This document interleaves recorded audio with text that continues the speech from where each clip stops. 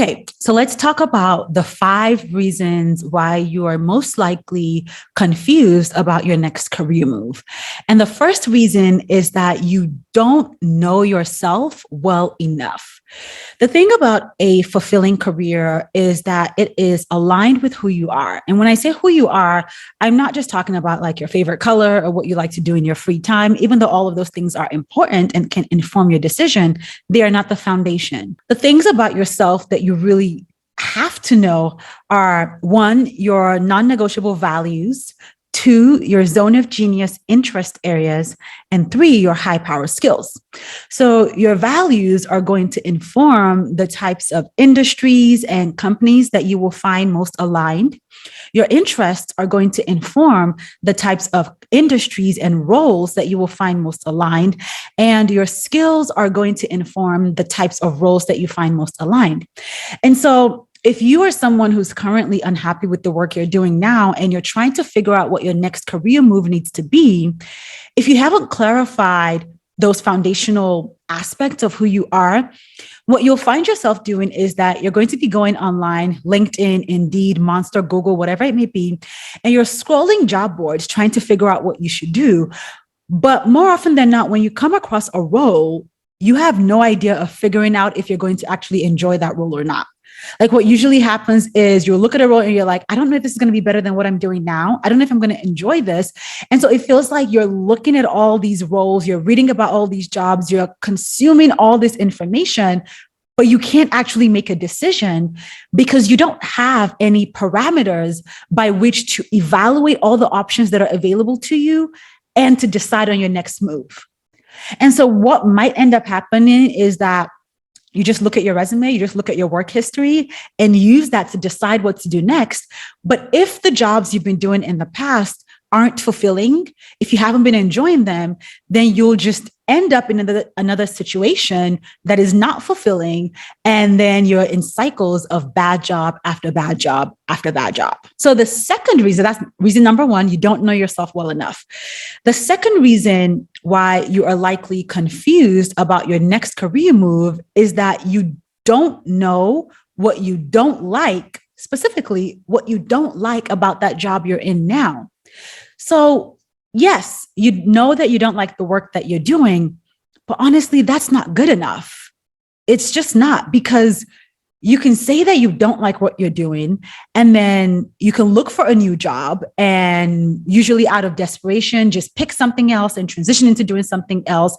Then what usually happens is 3 months in, 6 months in, you hate that job also. Right? Like you've only been in that job for a few weeks and you're already looking around like, girl, this ain't it. Like, I already know that I can't do this.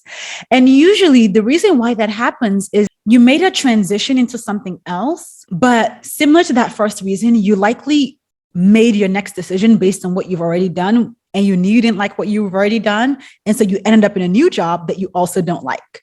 It's like this convoluted mess. So you have to specifically get clear about what you don't like about that job you're in now. Is it your manager?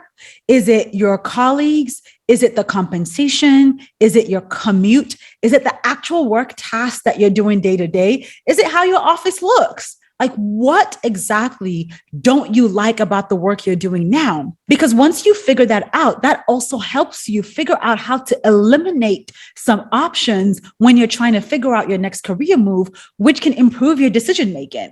And this is something I tell my clients, is that a lot of times we often kind of disqualify, or I should say, we often look down on the power of being able to say a quick no. Like being able to look at something and quickly say no is a gift in itself. Because oftentimes what happens when you're trying to figure out your next career move, which I said this earlier, is you're spending so much time looking at jobs and trying to figure out if it's right, if it's wrong. You're hemming and hawing, going back and forth. Should I do this? Should I not? That you're wasting so much energy trying to figure things out that by the time it comes time to make a decision, you are super drained and don't have the energy to make a decision. And so what happens is, or what you need to do is, when you know what you don't like about a job, you can look at potential roles and very quickly say no, because you're seeing some things on there that are very reminiscent of what you're trying to avoid. And so if you don't get clear on what you don't like about your current job, you're going to be constantly confused about your next career move and where you need to go next in your career. The third reason why you are confused about your next career move is that you are letting fear control you. You're letting your fear control you, whether it's the fear of the new job not working out, fear of not having the skills to do anything else, fear of getting a new job but getting paid less, fear of finding a new job that you do like but not being good enough for the job. Whatever it may be, you are letting fear keep you in a situation that is not working for you. And the problem with this is until you take action, your fear is not going anywhere. Like literally, the only way to get over fear is to make a decision, but your fear is keeping you from making a decision. It's a catch-22. And so you really have to just get to a point where you look at the information at hand in a smart way, right? If you kind of do the things I mentioned with reason 1 and reason 2, and you have clear parameters, at some point, you have to make a decision with 80% certainty. Like you can't keep waiting until you are 100% sure about your next career move before you make your next career move. That actually reminds me of one of our coaching sessions in Find Your Fulfilling Career. So if you don't know, FYFC, Find Your Fulfilling Career, is my signature group coaching program where I help women who are unhappy at work get clear about their next career move. Remember earlier this year, we were in a coaching session and there was one woman who we had been talking about just fear for a while. And something that kind of came to me that I offered to her is, this is specifically for you if you're watching, if you're listening and you're a person of faith, and you keep saying you're waiting to be 100% certain, and you're just waiting to be certain about your next career move. You're waiting to be sure until you make your next move. Well, if you're certain about your next career move, you don't need faith. Like by its very definition, faith is taking action on things that you're not certain about. And so if you're saying that you trust God to guide you in your next career move, to order your steps, to keep you in his hand, but you're waiting until you're 100% sure before you make that move, that's not faith, that's certainty. And you don't need faith if you're already certain. So that was a little bit of an aside, but just know that if you keep letting fear control you, you give over control of your career to your emotions, to your fear. The fourth reason that you are confused about your next career move is that you are waiting to find your passion. You're waiting for passion to magically drop itself in your lap so that you can follow your passion and find work that you love. And look, if you have been in my hemisphere for any length of time, you probably already know what I'm about to say, but I'm going to say it again because it bears repeating. You can't find passion. Okay. Passion doesn't magically drop itself in your lap. Passion is the fruit that grows out of the seeds that are your interests. And I already talked about this with the first reason is you have to clarify your interests. But by its very definition, passion is an intense desire or enthusiasm for something, which means you have to know what that something is to become enthusiastic about it. And that something usually stems from your interests. So what you need to do is actually clarify your interests, figure out which of those interests you actually want to go deeper into, which of those interests you can actually make a living from, which of those interests you actually lose time when you're engaging with it, and go deeper in it, learn about it, develop your skills around it, take lessons in it, read books about it, go to conferences about it, do jobs that relate to it.